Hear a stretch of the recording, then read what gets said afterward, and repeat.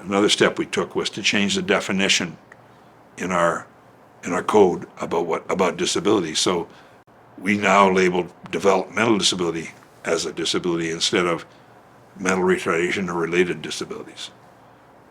Because we saw people who had autism or people who had cerebral palsy, et cetera, but had IQs above 70, as some places were saying you aren't eligible because you don't have that MR diagnosis. Not long after we changed the statute, I ran into an incident in Michigan South Peninsula. I say that just because it's close to you, where someone with autism, the parent called me and said, "They tell me my son's not eligible. He has a psychologist that tested him at 70 back here a few years ago, and so he's not eligible for services." And then she described everything that was going on with him. I said, "Well, maybe you should tell that psychologist or your team to read the statute and this, that, and the other."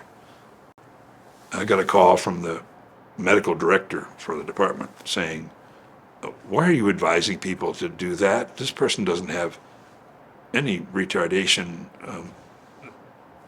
that at a level we can serve him." I said, "No, but you know what? The federal definition and now the state definition of developmental disability says if he has in 3 or more major life areas, he needs assistance." So it changed everything. I mean, it didn't change everything for everybody. It changed everything for lots of people, not everybody. But that was we did these things in pieces to lead us to get to where we wanted to go. But you find those things out by looking at what's the problem, what's the difficulty, and by doing all this research and everything else, you figure how could we change that. So we made this simple decision, and we got enough support that we just changed the definition in our statute to say developmental disability, identical to the federal definition. It seemed to make the logical thing. And we said, now that serves us well in another way. Now we're not deciding what level is this person at. You're either there or you're not. And we've answered the severity question.